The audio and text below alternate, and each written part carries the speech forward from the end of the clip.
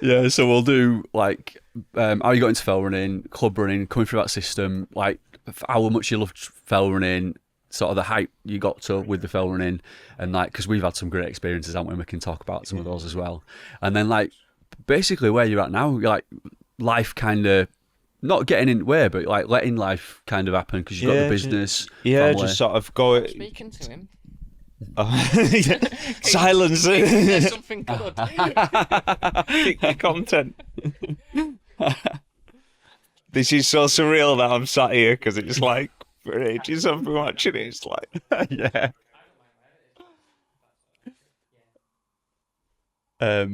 And then back on the comeback, mate. Then after, I think that's all we'll finish. Right. Oh, that sounds good. That sound all right, yeah? And we'll do a bit onto the furniture as well. I was mentioning, like, I said to Rach, I said, oh, you know, she's like, oh, what are you going to say then? And I'm like, started reeling off. She's like, oh my God, Tom, I'm going to be on there for hours. It's going to have to be like part 3, part 4. If you could just angle the camera so it gets his van, the van wrap.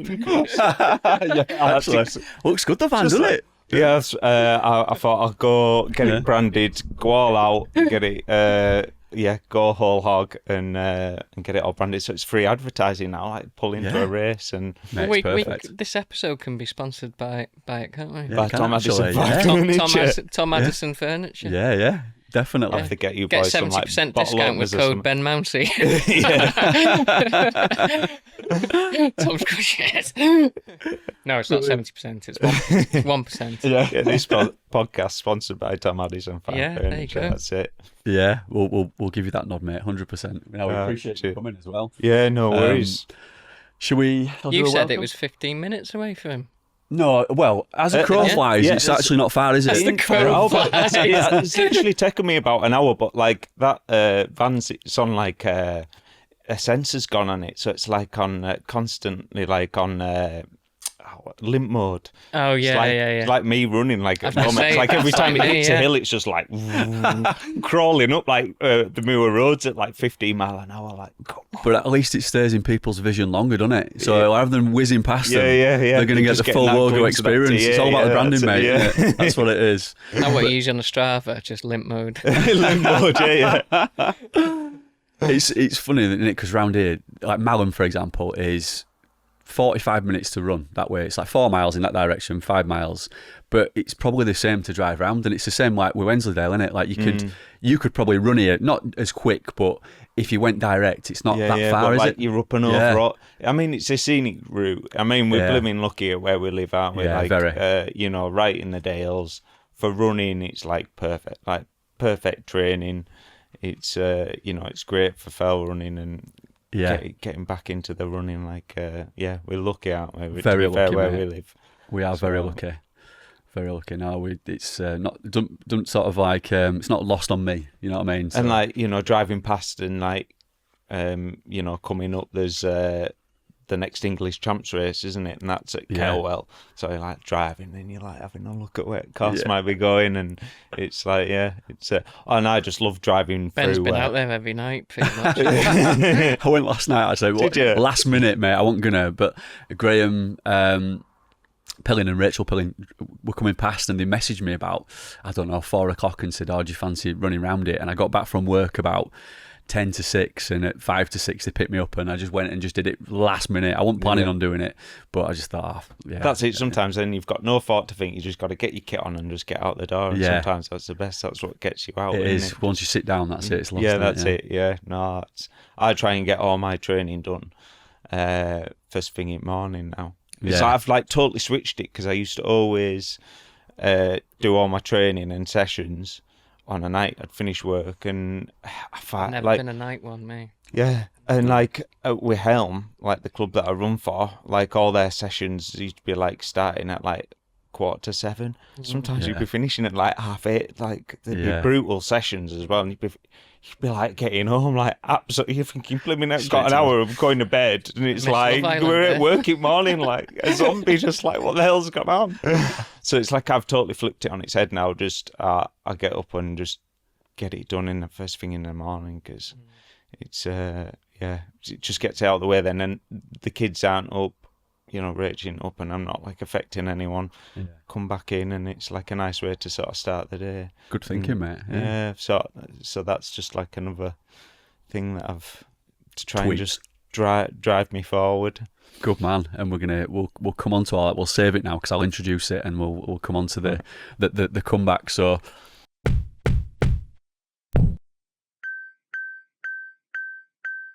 Welcome to the RUNcensored podcast with me, Ben Mounsey, Gary House, and special guest today, Tom Addison. Welcome, Tom. This episode is also sponsored by Tom Addison Fine Furniture, I might add. So thanks for making effort, mate. Coffee table or something now. But. Yeah, you should. Do you ever go around to people's houses now? Because obviously we'll talk about the business in a bit, and just like tap on wood and say, I know. I have no judgment because my house, like the table's wobbling. There's like all like knobs are falling off the cabinets, and it's like watermarks galore. So it's like, I don't judge. Let's just start, Tom, with a quick intro. I'll let you do it. So very short and sharp. Just tell us a bit about who you are and try and summarise it. I'm Tom Addison. I'm a furniture maker and a fell runner. I'd say I'm a has-been that's sort of trying to get back. Back to running, yeah. I think you've been very modest there, mate, aren't you? I mean, we're going to talk about some of your achievements, and ultimately, I know you've called yourself a has-been there, mate. I think that's the biggest compliment anyone can ever pay you, by the way. If anyone says you're a has-been, I love it, because I always think, at least I've been somebody, do you know what I mean? So, like, it's always good to achieve stuff, and you're not a has-been, by the way, you're not, but you are on the comeback trail. We'll come on to that, but... To be fair to Tom, if he come back now, people would be thinking he's like under 19s or something. He's kept himself well, hasn't he? Yeah. Definitely. I had a shave before. Taking years off, yeah. I did have a fair beard before I came in. But I mean, just on that, you've been involved in this sport, mate, a long time now, haven't you? I mean, what we're talking, 20 odd years? Yeah, so I mean, my mum and dad, they were runners. They raced for Claytonley Moors, and my dad, he would race. He'd be like a serial racer, like race like twice a weekend. Darren Fishwick type. Yeah, and do all the sort of bit more low key sort of races, a lot around like Lancashire and the Dales, and would eventually, would sometimes go up to the Lake District, but like. We'd sort of just follow him around as kids and just go and watch all of his races and, just get into the race. A big sort of start up for me was sort of racing like the under-12s races at like the Wooden Tops, at Haworth. Yeah, Dave Woodhead and Eileen Woodhead put those in there. That was a real sort of starting point for me, going there. And I used to get so nervous as a kid, like the day before, or the day and like the morning before. I can remember driving there thinking like, oh, my stomach's churning. And do you remember much about throwing yourself into those races and stuff? Because I sometimes think of my kids, because they're like 9 and 7 now, and the daughter especially, she's well into the sport. But like you said, you would go into all the races with your dad. Yeah. And like, I'm sometimes thinking...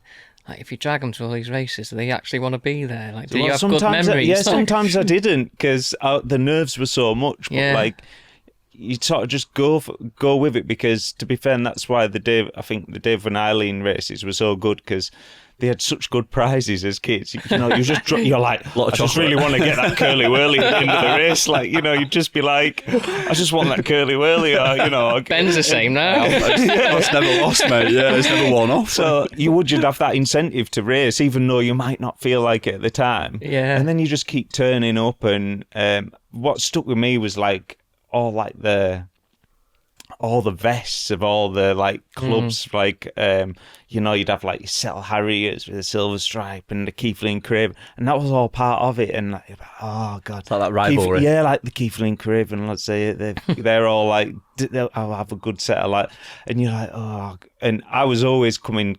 I'd be like consistently like 12 or 14, in like the under 12s and stuff. And my brothers, they raced, Joss and Rory, and my cousin raced, and he was always like better than me. And he That's would Mark like Addison, Mark isn't it? Addison, yeah. And your sister, as kids. Well, to be fair, there's loads. I've got a little sister, Holly, and she would race as well.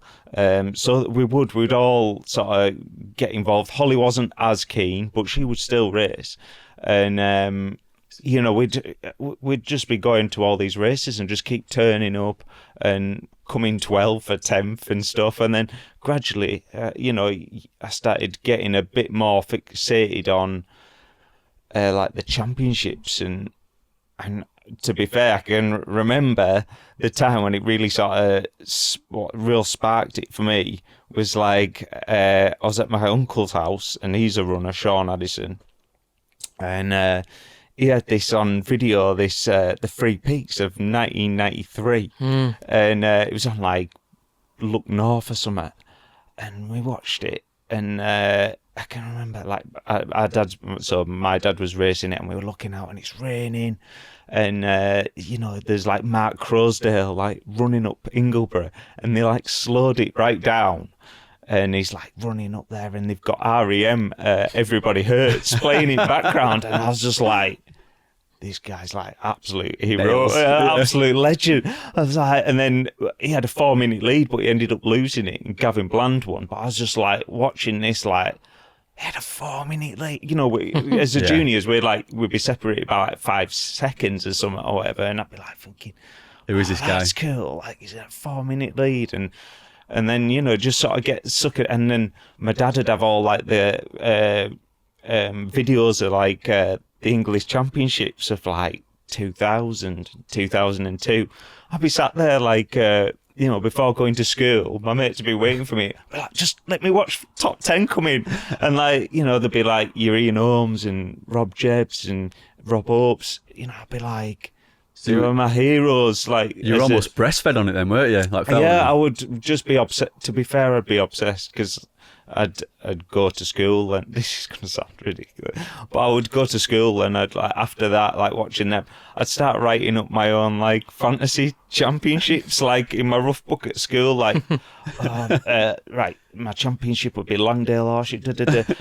Gavin Bland would win that, you know, and it'd be like ridiculous. I'd be like, "What are you doing?" And I was just so. You were just missing a Panini sticker book, weren't you? At that point, yeah. That's what I'm thinking of now. I was just so obsessed with it. What did training look like then at that age? Were you not that? For how obsessed I was with like were you doing other sports? Like, my heroes. It's like I wasn't putting the training in at the time to sort of do well enough in races, and it wasn't until when I was again at a race, I finished it, and there was a lad who ran for Settle at the time, and he, David Shepherd, yeah, no name, yeah. And he was like, "Oh, if I get in, I'm racing like it was like a champs race, like in the coming weeks." He's going, "If I get in the top 4 there, I might get an England vest." I was like, "I mean, you can run for England." He's like, "Yeah," and I was like, that sounds cool. That what stoked the fire? Yeah, and it did, and I'd be about like 13, and I was running for Helm Hill as a junior, and I still run for Helm Hill, and we had a coach there, Billy Proctor, and we just had a sort of core group of us, and I think he could see I started maybe upping my training a bit. I just started taking myself out on runs just by myself instead of like club runs.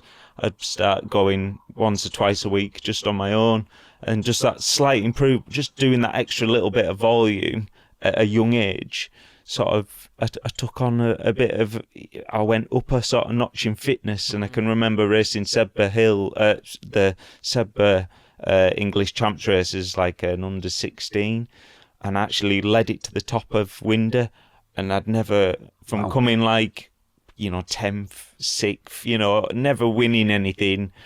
Is that when you started to believe in yourself a bit more? Yeah, and I got to the top first, and I went wrong, and I wasn't as good coming down, and I ended up coming like 4th or 5th. But I thought, blimey heck, I've come like 4th, I think it's 4th. I mean, I didn't get selected for England that year, but it was like back in like 2004. But I thought, God, if I can do that again next season with a bit more training and try and get consistently in that top 4, then I might get selected to run for England, that next season, where you had to come in the top 4 as a junior. And it's weird at that age as well, isn't it? Because you don't really know about like testosterone and people going through puberty basically at different levels. Yeah, like loads of lads seem and like you're comparing really yourself good. Sometimes to like you're just not aware of people are moving at different rates and Yeah, stuff. you'd be on the start line, and I mean, I'm skinny and sort of puny away anyway, but like you'd be starting against some lads I used to like, they were like maybe a year above me, and like there'd be like Alistair Brownlee, he was like year above me, and you're like, and he was doing all this fantastic stuff, and I'd just be like, God, I want to be like them lads, and they'd all seem dead muscly and big, and a bit more grown up. But I just sort of kept on going, and I can remember that, I think Billy could see potential there, and he sort of just nurtured it really, and sort of encouraged me on. And my dad encouraged me with my mom, a real sort of encouraging environment to just train and to put the work in. My dad did always say, like, if you put the work in, the results will come. And just to give a nod to Helm Hill, really good fell club based in Kendal, where you sort of, I suppose you'd call it home, wouldn't you? I know you were born in Staten, weren't you, actually? Yeah, that's right. Yorkshire same as Kirsty. born. Yorkshire lad. Yeah, Kirsty same as well. But yeah, that's kind of your home club. But it's given you, that club supported you all the way through your career, hasn't it? And I think having that group of juniors, not just at your time, to push each other along, and having like somebody like Billy to kind of coach you, Helm Hill's known now for being like almost that nurturing club, isn't it? Because some amazing runners have come out of it. But, that's it. But let's put it out there that like being in a club has really helped you, hasn't it? Massively. With your career. Yeah, massively. Like, to be fair, and being in that environment, I think Kendal is a brilliant place for runners. If you're someone looking to maybe get started up in running or whatever, or fell running or trail running, I think Kendal, that's a really good base, because you're just on the edge of the Lake District. There's a load of people, a real core group of people that are all the same mindset. And that's what it was, just religiously turning up every Wednesday. And then it started going every sort of Monday, every Wednesday, and then Billy would be picking me up after school on a Friday, and we'd be going doing hill reps. Then we'd be out again in the Howgills on the Saturday, and then doing like a Kendal Winter League race on a Sunday. And that was again like a club culture. This Kendal Winter League, Helm Hill sort of really sort of pushed that, and I've done a brilliant job in creating these fantastic races, and really helped brought through loads of really good juniors through doing them races. It's very similar, isn't it, to Bofra? We had Kirsty on a few months ago talking about Bofra, and how it's really inclusive, like good for families. I mean, that series really helps people to come through, like Simon Bailey and Oliver Bailey now are battling each other in the seniors, but Oliver's come through the juniors, and Blue, his daughter's also done the same thing. But the Kendal Winter League is a similar version of that, isn't it? Yeah. Like a series of races that, again, really inclusive, and it's a good starting point, isn't it, for somebody early in the career? Some cracking races in there. There's some straight up and down ones, but like in the winter, it's in the winter, and so it sort of get you out racing through the winter when maybe you wouldn't, with the season's not generally sort of like going until more the summer. So but I mean, the training started really ramping up, and actually, like, I look back now, and I probably trained harder back then than what I did maybe when I was a senior. It sounds strange, but I mean, some of the sessions that we were doing, we used to be like mile reps, and we do like 5 mile reps. Wow. But like, it'd be like a mile and a half to get there. So you'd be like running, like, you'd be doing like a 13-mile session at about like 14, 15, and I'd be like, get home and just be absolutely goosed. So, and then Billy, I'll go do an hour and a half in Howgills, like, before doing the Winter League, just so you're running the Winter League with tired legs, get used to racing with tired legs, and you're like, absolutely goosed. Billy Proctor, the Mr. Maggie, isn't he? Billy for what me, a man of like such determination, and just to push, it's just real like old school, just like hard hill reps, just like 12 up and down the Helm, up, you were just brutal, and it got you really strong. Maybe looking back, I think maybe we trained too hard, almost like, left too much in the training. I think, like you say, though, it's one thing getting essentially kids into the sport, it's another keeping them in it. So even though, like, even though it was obviously hard sessions and everything, like the club aspect and people that know what they're doing, yeah, you might think, oh, we're doing... Someone might listen to that and think, oh, God, how come you're doing so many hard sessions? But actually, when you're that age, you kind of just run until you're knackered, and then you stop, don't you? It's not like a mentally thing. It's not, nothing mentally is stopping you necessarily. It's like you do your session, and then you are knackered, but... That's it, and I think because you were running with your mates, and you'd sort of just get dragged along to the session, and it wasn't even particularly, even if you were running the session well, just you were just doing the session no matter what, you know. It was just sort of turning. You're not up, all stood round like with your GPX comparing paces and exactly. what I don't wear a watch. I still don't run with a watch on. Really, just run to feel. Yeah. I just think, oh, that run was about... I could be running like 3 miles, like, on a run. But like, really refreshing though, isn't it? Yeah, no, I don't have any watches. It's just like, oh, that's like a 10. I'll know if it's a 10 mile or, you know, just with how long I've been out. Or you don't do any sort of planning beforehand, right? I'll do this route. You just go out and set off out the door and. I do now. I never used to, because it was sort of done a bit for me, because it was always like Monday night was track, and then as I got older, I started going out with like, which was like brilliant, like my hero, going out with Jebby on a Tuesday. That was like every Tuesday, and Mark would come, and then it would be hard club night on a Wednesday, and then sort of Thursday, Friday was again either Billy would have some sort of set on for us, and then it was like the weekend was taken up with racing, and then maybe a long run. So it's like I didn't have to, and it was just that routine year in, year out. You know, when you get from 14, you might see kids you'd be racing them, and then get to 16, 17, and then they've dropped out. But then if you're still going as a junior, that consistency, 3, 4, by that time you're 17, 18, you've been doing 4 or 5 years of like really hard training, just consistently away. And if you can keep going, it's going to pay off, isn't it? All that hard work's going to pay dividends. And what it was for me is goal related, like setting a goal, and just really working towards that, like all the time. And did you ever put yourself winning your own fantasy?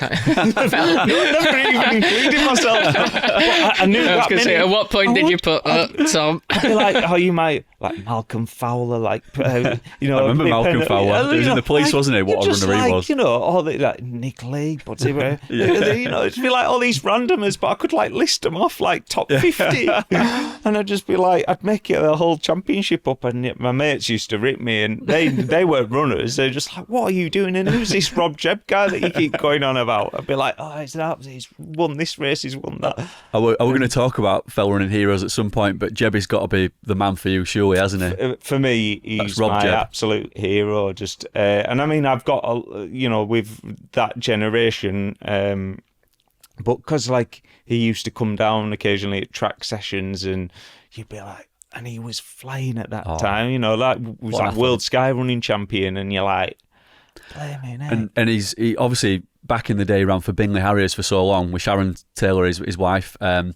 then they moved to Staveley and joined Helm Hill, didn't they? And I mean, that must have been a bit of a special moment when he joined. What was it like when he signed? Annoyed with me now, because like he gives me grief, because it's like, I've joined and you just cleared off. And then, because I was like, oh, it'd be awesome if he ran for Helm. And then, he joined Helm. And then that's sort of like when I went out with the sport, really.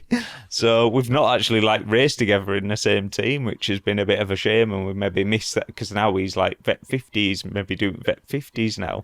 I mean, he's always going to be part of the champs, in it. He's always going to probably count in the team, in it, because he's that good. Exactly, But just going back to like, as you said about having a goal and something to aim for, was it always an England vest, or was it what was the goal for you? It was initially an England vest, and that I worked towards it and managed to get it when I'd be 15. It was like 2005, and we went over to Ireland to race the home countries, Then sort of once I got that, it shifted, and I think them like watching them videos and it became an obsession with trying to just win an English championship. And then it went, so then I tried to win the under-16s, but I failed, I didn't get that. But I managed to get won the under-18s English championship, and so I just tried to sort of go on from there, and that became a bit of an obsession, trying to get a championship. And I know we've talked about it before, like one of the things you love about the sport, and certainly competing at that level is the going to different places to race and having these experiences. And we talked about this with George Foster on a recent podcast as well, but like going to Italy to compete and going to Spain, and it's taking you to some amazing places. It's taken us to some amazing places, because we've been in similar teams, haven't we? Together. That's it. It's such like the experience. I think there's nothing better. There's no better feeling than working towards a goal, maybe for 6 months or whatever, trying to get in the England team or the Great Britain team, and you're picturing it all, every hard training session. They're working towards this, I really want to get that vest. It's, and getting that call up. There's no better. It's just like elation of like relief and just excitement. And when that kick comes, you're like, oh my God, all that work that you've put in, it's worth there. It, isn't it? You're going on, you're going on that trip. You've been selected to represent your country. I just think it still blows my mind now that how, it's just that pride of like, wow, right, I've really got to sort of show it now and go for it. And then the trip itself is just brilliant. If you get to go abroad, or, if you're lucky enough to go on a champs abroad or whatever, it's just like a holiday with your mates, and you're all in your kit, and like, and then the race itself, you're racing against all the best lads, and lasses, in the world or in Europe, and it's like, right, where do I stand against all these lot? And then the feeling of when you finish that, and if you've had a good race or the team's done well, like the buzz afterwards. The buzz after, and have a party after. It's like, and then it's like you're like, oh, I want to do this next year. Again, And it's like a fix. You want, It's good to have that motivation, not just to get the vest, but those experiences at that age, isn't it? Because when you're sort of 16, 17, I imagine all your mates, and I've been through this, and I'm sure Gary has as well, like, are going out drinking and partying, and you've got to. It's easy to fall into that, because obviously that's easy and enjoyable, but to stay focused and just keep that motivation and put that work in, you need a good character, don't you, for doing that? Yeah, I mean, that was it. That was hard. That was hard through like 17, 18, because everyone's going to 8 teams and getting drunk, and none of my mates really, my schoolmates didn't like run or out. So I'd be there going and having a pint, and then thinking, God, I've got a hard session tomorrow, I best go at 10, and everyone's getting with girls or whatever, and you're not, because you're not drunk. You're going back to your school book and doing your fantasy fell running. Getting 8 hours, like, I've got a championship to write up. But like, it's like that was it, and that was hard, like, because you're thinking, God, I might not even get there, I might not even get in a team. And if you didn't get in a team, I'd be absolutely gutted, because you're thinking, all them sacrifices, and I've not even done it. Sometimes you wouldn't do it, but having that motivation, I suppose, is discipline as well, to just keep going. For maybe the next one. And just fast forwarding a little bit, the golden year, 2014, it has to be probably the standout year, I'd say, your career, really, isn't it? When you won the English Championship. Yeah, that was like the best as a senior. as a senior. Yeah, like I was building in maybe through under 23s. I'd managed to get the champs then a couple of years before as an under 23, but then had a bit of a naff year after, and then that year it just sort of came right. I think I'd maybe matured.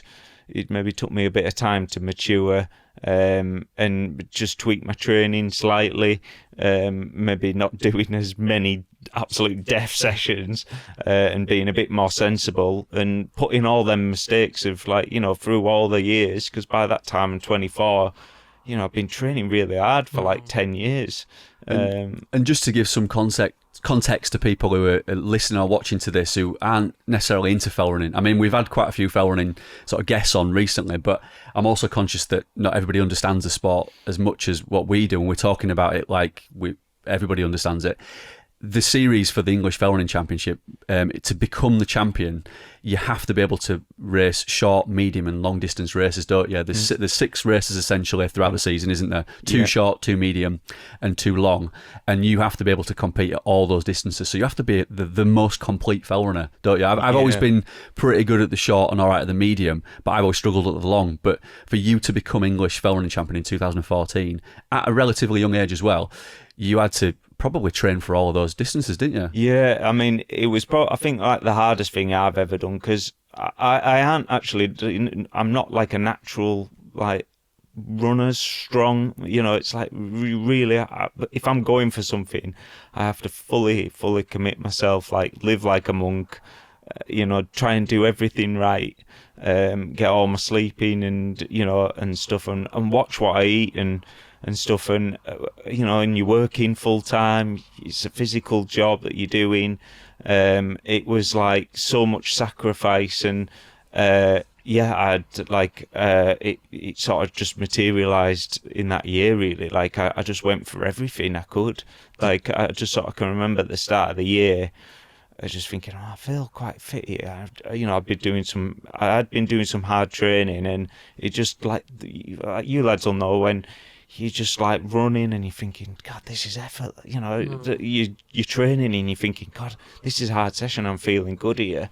You're not forcing it, and it started to just sort of click a bit. Was there a distance within that range, short, medium, and long, that you had to really work on, or did you find it all just came naturally as you got fitter? Like, did you have to really work on your long distance stuff? I'm not a good long distance runner. You know, my body just fails me after like 2 hours, because I'll that's what I've trained up to. You know, my long run's been 2 hours, and that's been it. You know, and so that year there was Sedbergh Hills and Ennerdale, but I made a conscious decision not to do Ennerdale, and I was trying to do as well like the team. You know, I was wanting to get in the team for like the Europeans and the Worlds and stuff, and there was England vest. I just was like, I just want to. No, while I'm fit, I'm just going to try and do as much as I can and just race as much as I can. And was that hard trying to balance it all? Because you know, you can almost do too much, can't you? Sometimes as well. If there's too many goals, did you have to kind of by end of year, I was prioritize absolutely knackered, because you're on like a red line all the time. You know, with your training. You know, you're on the verge of like, you know, with sort of. For me, it was like there was naught to me, you know, because you're trying to get the best power to weight ratio, and you know, you're just on that fine line of like injury or pushing yourself that bit too far, doing a session too much, and it all just goes tumbling down. And it did at the end. You know, I can remember it was at the World. It was funny how it worked out, because the last race of the champs that year I couldn't do because I'd got in the GB team for the Worlds. I see. And I felt I couldn't turn it down, because I was like, that opportunity might not come round again. Jebby had got in the team as well. I was like, this is a dream come true. Like, you know, going out to Italy to race out there, and I was like, I have to do it. But Rob Hope, he had to just win that race at the last race, and we would draw the championship, and I'd be getting, you know, if you draw it, you've not won it. And is that what Jimmy said to you? Yeah, it was. Yeah, if you draw it, it's not. I'm thinking, oh God, no one had beaten him that season, and Rob. And I'm thinking, who did you pay to go and race? I was like telling our Mark, I'm going, just absolutely run your heart out, lads. I'm like, you know, and he'd be like, oh yeah, I'm gonna, you know, and. We were out there, and there was Max Wharton with us, and I was so nervous in the room. And it was the day before the championship, and it was when the English championship was, the day before the Worlds. So we were in the room, and there was obviously no signal where the English championship was, so we were not getting any results through. But I think it's not on Sky Sports News. It was like on Twitter, and I think it was like Robbo leading them out, and I'm like, oh, and then we just didn't hear out for hours, and we were all like, you know, we were just like, because I was thinking, have I got?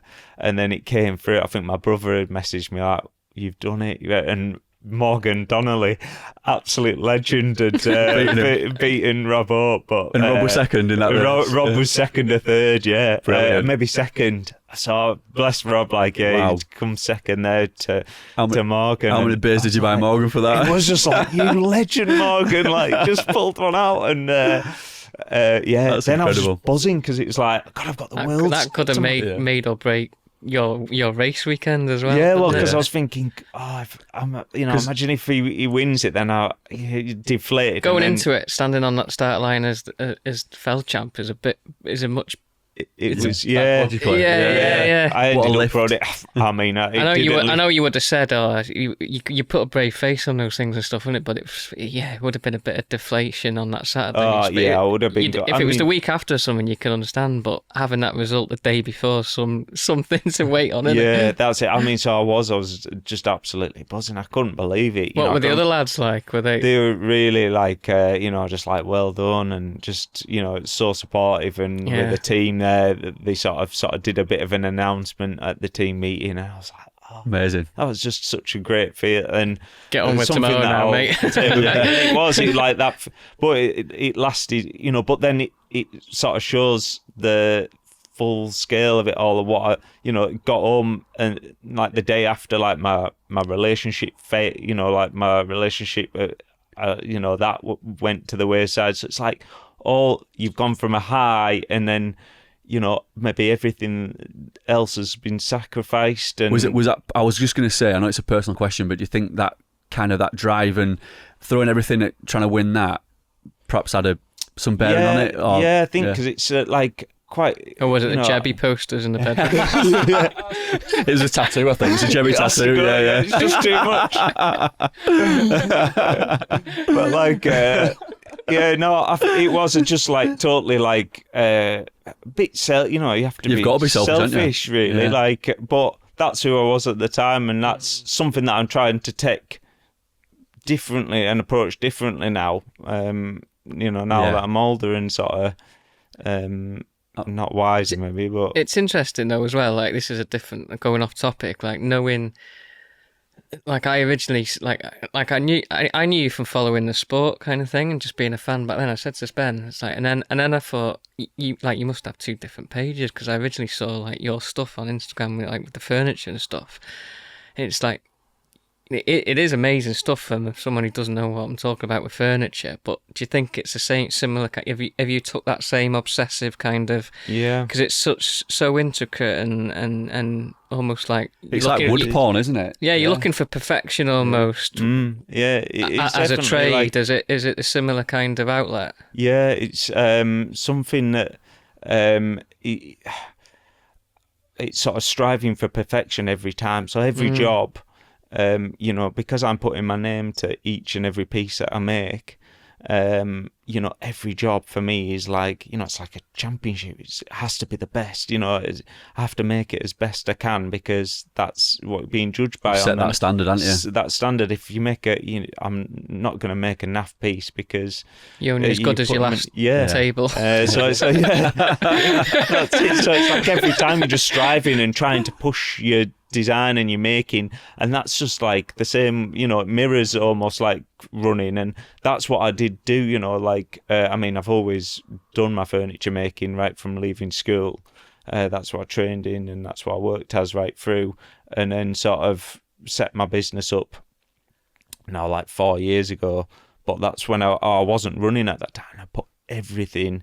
I was just switch all that focus from the running into the business and getting up, because I can see the passion. For about 5 years, maybe just a little bit, didn't run at all. No, not even a half an hour runs on, or 2-3 days a week. Nothing. It was just when you sort of obviously made that switch into pouring it into the business and the family as well, because obviously you're married, you've got 2 kids now with Rachel. Did you sort of think I've achieved everything I want in running now, so it's time for the next goal, or did it just naturally just switch to that? It was a funny one, because in 2018 I got married to Rachel, and I'd just recently moved to the Dales from Kendal. and I'd been training, sort of trained hard that year and managed to get in the England team. And I'd run for England. That it was like the weekend before we were going to get married, and I started feeling like different sort of nerves the night before, and I think it was like a bit of like a small panic attack, but I didn't actually realise it. And then sort of did the race, and we'd got married, and that year was just really sort of quite chaotic and mental. Like, personally, like me and Rich, we were trying for a family. We'd had like 3 miscarriages, like on the bounce. And I think with that and training really hard, starting a new job, moving, getting married, I just recently lost one of my best mates at a young age as well, while he was out running as well.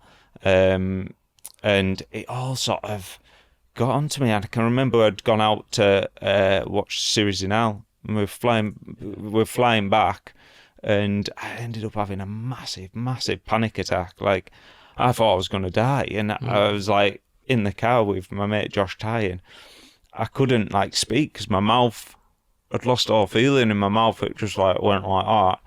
I was like just couldn't speak, and my hands were just like rigid, and my heart was just like, I thought I was having a heart attack, and I had to like lay out on the floor, and they got Josh to phone an ambulance, and I was laid out on the street in Rawtenstall, and I just literally thought, I'm going to die here. And I was just waiting for like my heart to explode, because I just thought it was going so fast. Jeez. And that sort of really just changed things for me. I went to hospital, got sorted out, said it was a panic attack, because I didn't know what it was. And I think just all them things had maybe just built up inside me, and sort of maybe just coming back, from like a busy trip or whatever. And then I really struggled, to be honest. Did it give you a new perspective and outlook like on it? Not at the time, no, because it was just, I just really started struggling then mentally. Like, I'd start struggling with my running. I was really aware of my heart every time I ran. I couldn't sleep on like my left hand side because I could hear my heart beating, so I'd always like turn over because I was thinking, God, is it going to stop? Really ridiculous stuff, but that just kept on leading to more and more panic attacks, and I had to go back into hospital because I had another real severe one. They just couldn't stop me from shaking. I had to have like Valium. I was taking this Valium to get me sort of calmed down, and by the end of it, I can remember one time I'd had one just at my house, and Richard had to phone my dad because I was just like uncontrollably shaking. And my dad came round and he just looked at me and he's like, Tom, you just look like someone from like a war camp. You're going to have to sort yourself out, because I was just like trembling, and my whole nervous system was just gone. And I was just real struggling to like get any consistency with. I mean, to be fair, at that point, running's like the last thing on my mind. At that point, had you made a decision then after that to think, like, I'm going to just leave the running alone? I did. I think I was putting too much pressure on myself to try and get back out and get back into it. And all you've known from a young age is that structure.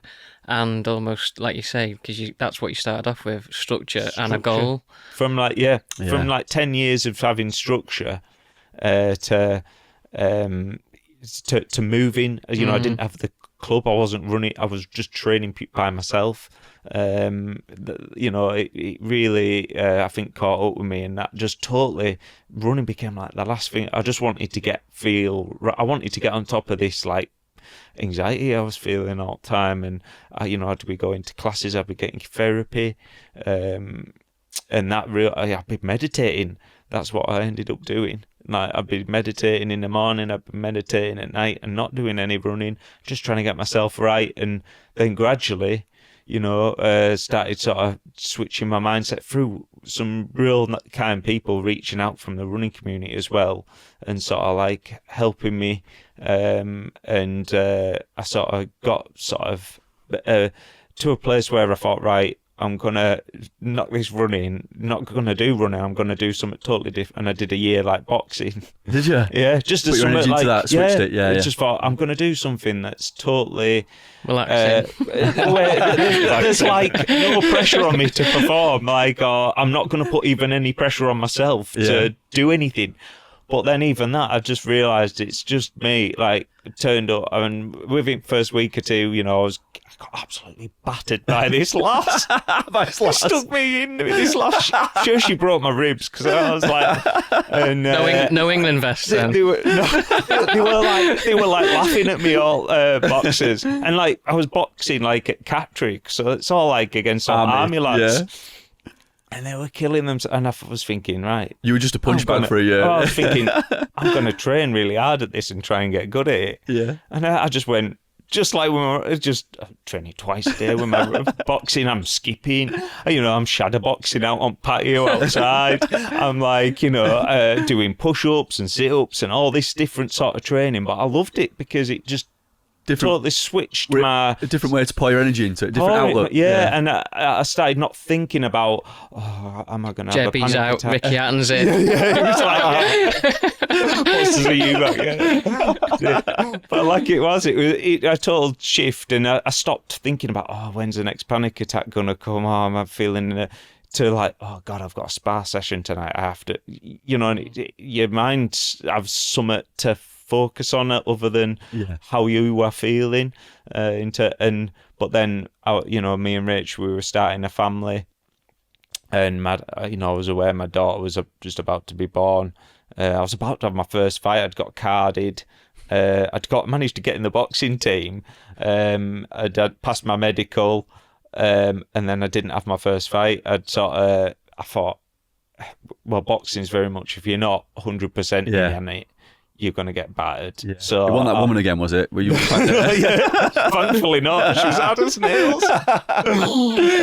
But yeah, like. So you called it off, and I just sort of stopped going, and I thought, now I'm just going to focus on starting my business up, because I was working a joinery job, but I had aspirations. I wanted to be my own boss and have that creative outlet. I just wanted to do my own designs, and so that's a sort of set your goal shift. A bit similar, like with me, like when I had my first kid, Winter, like that gave me, because it's not just me I'm having to look after. Mm-hmm. That gave me the kick to push myself in business and where I want to go with it, rather than just not like just freewheeling through things. But there was only me to look after.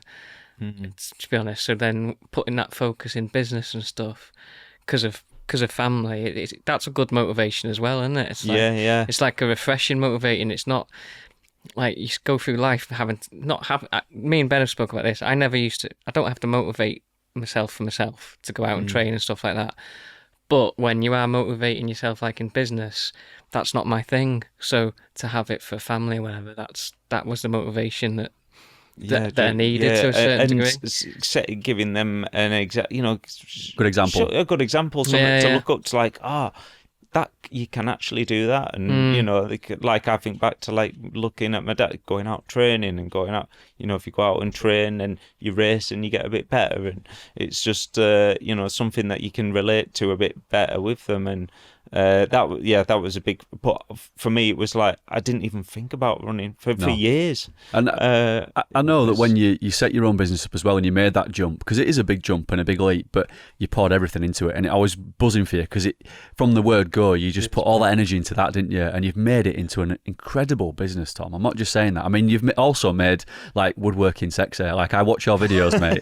I see those little butterfly joins or whatever they are, and there's a little special moment in there, like butterfly tails. I can't stop watching them. Do you know those? You go down a rabbit hole in Instagram, and I just like to see a process, and watching those butterfly tails go. Well, that's what I get out of like doing it as a job, like getting that satisfaction of like putting all that time into a joint, and if it goes well, and it's and it's like running. You're always having to work at it, and it's so challenging all the time. It's it's always got my interest, and that's it's going to be me now. As long as I can make a living out of it, You know, it's hard. It's hard living to. It's like being an artist in a way. You know, it is being an artist. Definitely, that's what I was going to say. And most artists, they only make the money if they're dead, or like you know, you know. So it's hard to be making a living from. You just got to work hard at it. And I tell you what, I'm most impressed with as well. Not the success you've made with it, obviously, but I looked at the Instagram account yesterday, and you're on about 40,000 followers. Like, is that naturally just happened, or have you really put some time into like trying to build that following? Has it kind of happened because the business has just been successful, or have you put loads of time in social media? For me, I just thought, right, well, you know, I'm going into this. You know, I'd made my decision. This is what I'm going to do, and it's such a big world out there. You know, me in my little workshop in Wensleydale. Compared to all these luxury, you know, big outfits that are in big industrial units or whatever, I'm like, right, how do I stand out from the?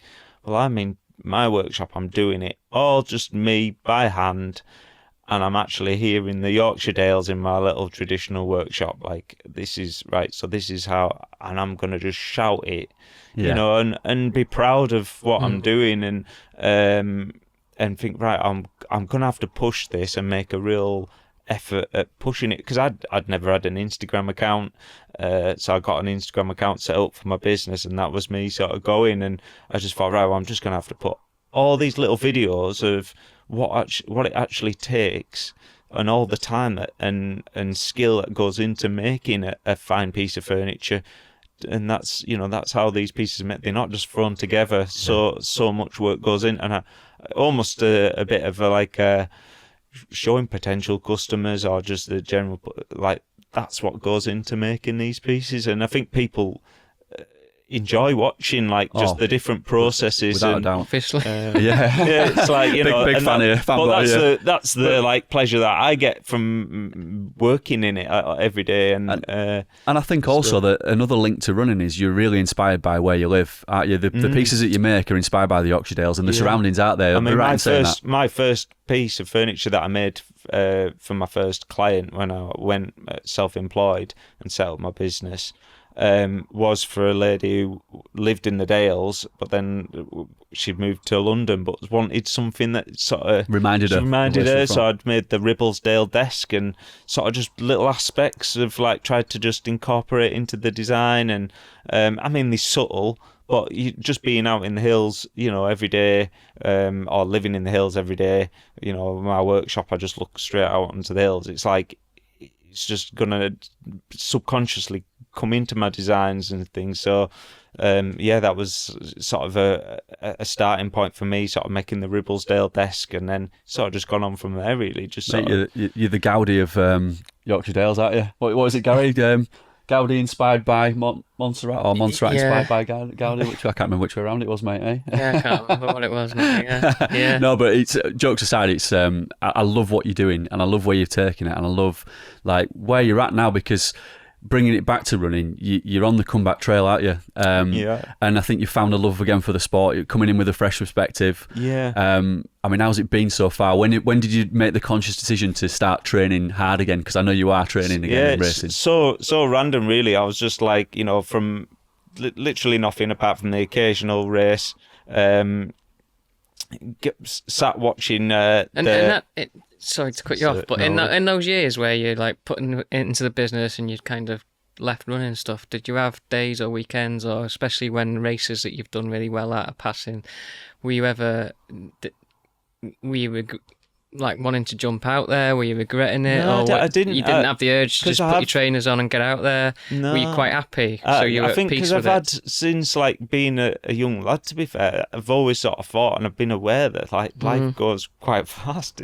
So maybe like, I've always thought that and thought, right, I'm just going to put as much as I can in with what I know, and put as much as myself into what I'm doing. And have no regrets. So that's probably why, like, you know, at 24, you know, where I got the championship, I was a bit like, oh, you know, I've done what I've wanted to do, and I've given it absolutely everything. It might not be as fast as what, like, you know, some of the absolute legends of the sport have been, but for me, I'm like, I'm absolutely goosed, and committed so much of myself into it. I was just quite happy. I thought, well, I've pushed as hard as I can. I want to push myself. I want to try and be the best dad I can be to my girls.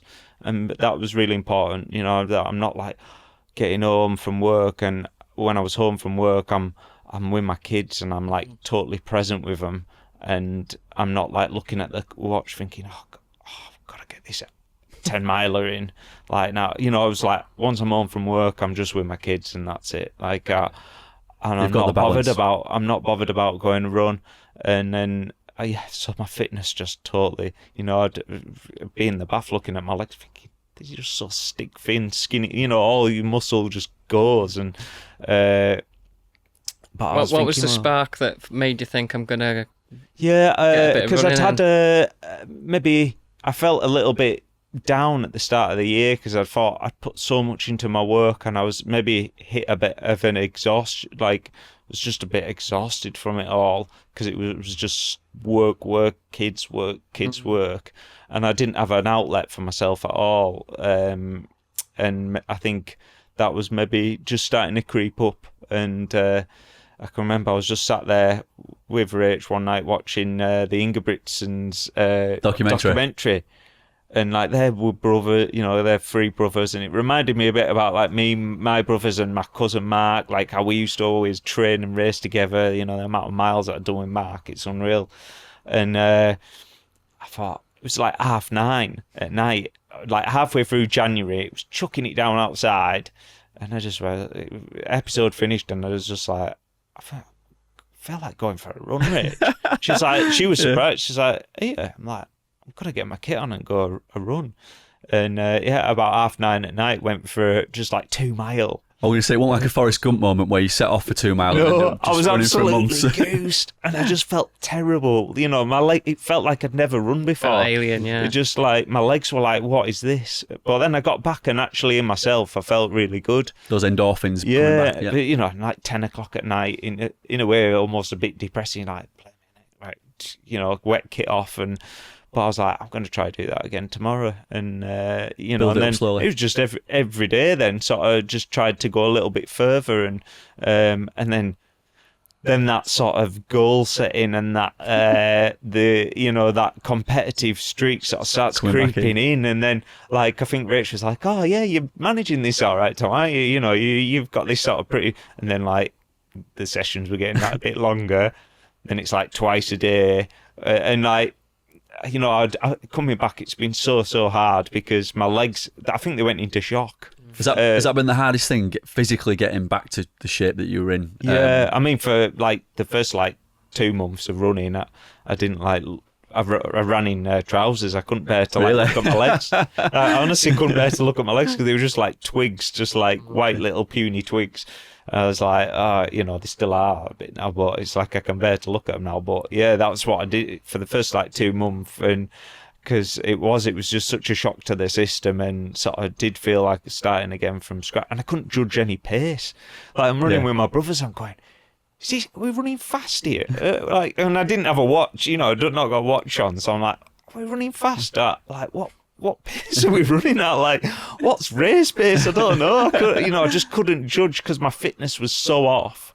You weren't throwing in a few combinations as well. Just running along like Rocky style. It's all coming back to me. An old grey hoodie on, tracky bottoms on, like sweatband on. But yeah, it's like, so it has been, and it's like battling with like bad Achilles. I keep getting I'm sure it's like tendonitis in my Achilles. In fact, I'm feeling it now this week, and it's like, but then I'm running in shoes that are like 12 years old because like old innovates like 12 can't afford like 200 quid to I'm not a sponsored athlete anymore, and it's like so that's just like running in old shoes. I don't think that's doing me much good, but so it's like.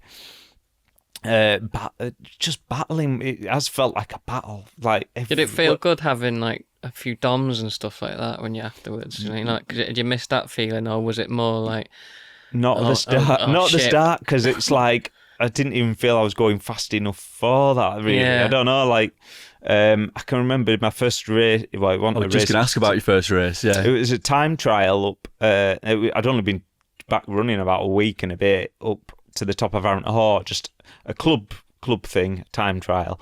And, like, Chris Richards turned up and, them boy, they were set off like 10 minutes behind me or something. They just came flying past me like I stood still. And I was thinking, I'm going all right here. And it was like, oh my, it makes you realise how fit, not just out, but everyone who's running right through the pack. I think if you can put a pair of running shoes on and you can get round a running route, whether you're last or you're blooming, compared to the general public who aren't doing anything, or maybe not doing fell running, or mountain running, whatever, it makes you realise actually like what a level of like it takes to just even get round a course, and you have a total new appreciation of like where everyone is in the field, because I was well down the field, and you're looking, thinking, where am I going to get like 10 minutes from over like a 20 odd minute course? It's like unreal. But I thought, right, well, I'll just I knew my cousin, he was 2 minutes behind, so I'm thinking, right, I'll try and get to our mark, and like, then there's like Adam Perry. I'm like, well, Adam Perry's like 3 minutes in front of me, maybe if I can try and get, and it's like a bit of a lot, you just keep, rather than looking at the Chris Richards, who are just like flying machines, like minutes and minutes ahead, it's just little steps. But I mean, I still feel I'm way off now, But it will give you an appreciation, as I said, of like just getting around the course, and also like where you were at your level before, because that sacrifice that those sacrifices you had to make to be at that elite level, it's a lot, isn't it? It's all encompassing, isn't it? And I know you're not going to be back there with the family and everything and the job now. It's just probably a fresh approach to running, isn't it? And enjoying it in a different way. I know you're still going to be competitive. Yeah, but I think, trying to be a bit more mindful about like running around, like, and making it work with like family life and being married now. And Rach, she's not that fussed. She's just like, crack on. I'm not fussed about like coming to cheer one on top of her. I'm not that bothered. She's happy away doing her thing, which is brilliant. I quite like it that she's balance. A nice balance. It gives you a reflection as well, because you can get a bit suckered into like, you start, I've done this run today. I felt like that. She's just like, I'm not bothered. Like, or a race, like, where did you come? And bit of a brief description of how it went. That's it, and then it's like you don't get you move down. On, you move on then, and so that's quite nice. It keeps you, grounded to where you are, but also it'll be good. It'll be good for the kids to see their dad running and stuff. That's like what. Yeah, that's it's not necessarily winning a race, because they might not remember you winning the actual race, but they'll remember going to the events a bit like you did when you were younger.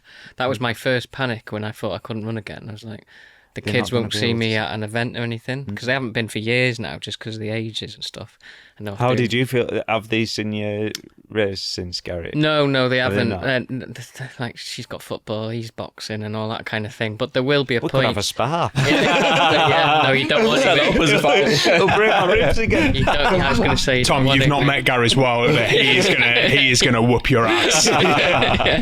Yeah. I'm starting to get a bit worried, and he's 7. But it'll be about lightweight, yeah. It's but it is interesting because there will be a time in the future. It's like that they'll come along and stuff, and it's like you say, it's not necessarily about me being as competitive as I was 10 years ago in races I do, but it will be good for them to see, because you'll have all that, you'll have your England vests and all that kind of thing, and it'll be nice for them just to see you actually doing it and stuff. Yeah. I mean, that's it. I mean, I was absolutely buzzing. They came to watch me in one of my last races that I did, and they're there at the finish line and watching me run out, and just that feeling of like, like they'll be getting them same memories, because I have all them memories of like watching my dad at Black Lane Ends racing round, and like going into pubs after, that's them smells and the atmosphere of that, and that's real where the love came for the sport of that.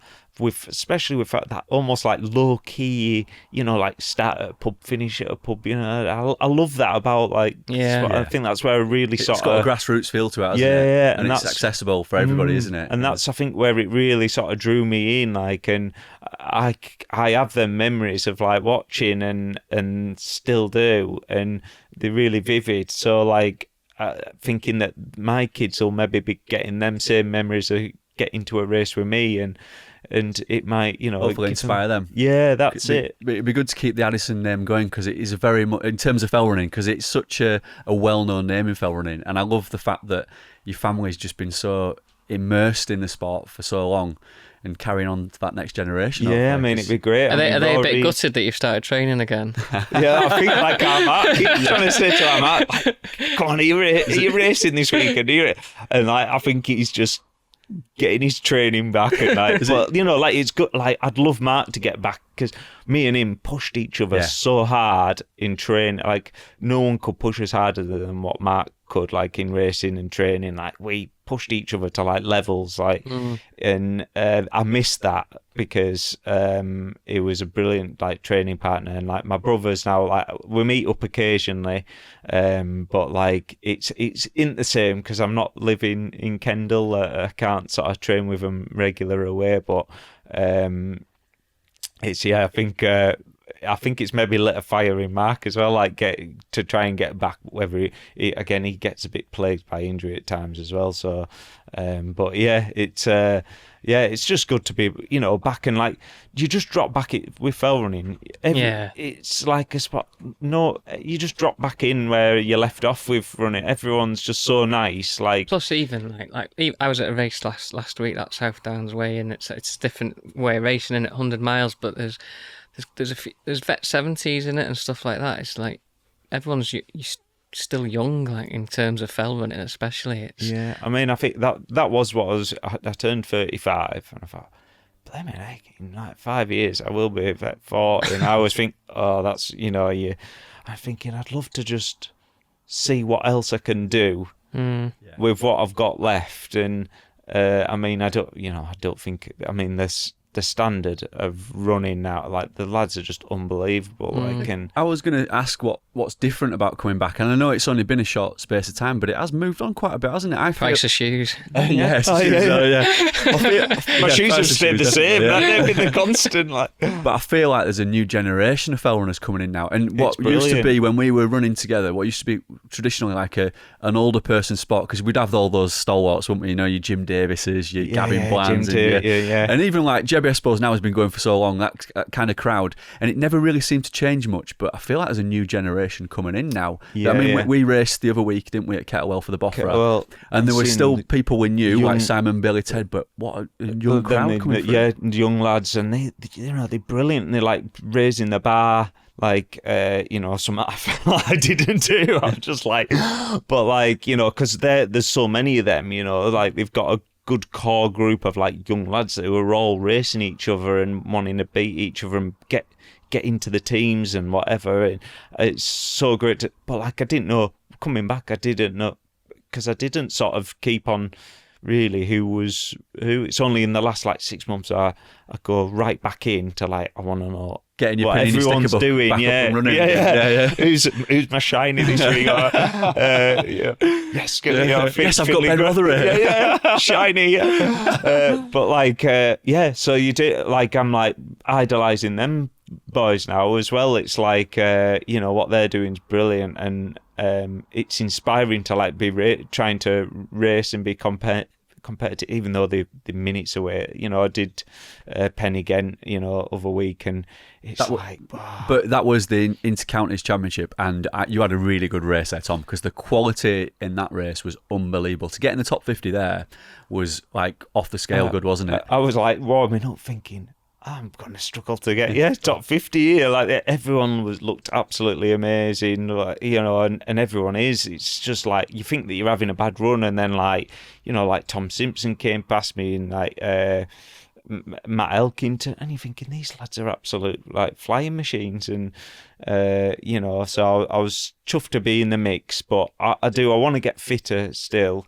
If my body will let me, really, and just let me. I know I can push myself to do the training, and I think it's the training that's just, I'm overcooking it maybe a bit too much at times, and I keep setting myself back, but I've just got to keep that motivation and, you know, keep going. But it does feel totally different, racing a totally new, like, generation, and you don't know who's who, and I've never been as nervous turning up to a race as like the races that I have been. Like, I was rocking up to Hutton Roof, and I was like, absolutely, this is more nervous as like doing like a, you know, a champs race or a, you know, an international. It was like, I'm like, because you just don't know how you're going to do against all the other different lads, and it's so that's been exciting as well.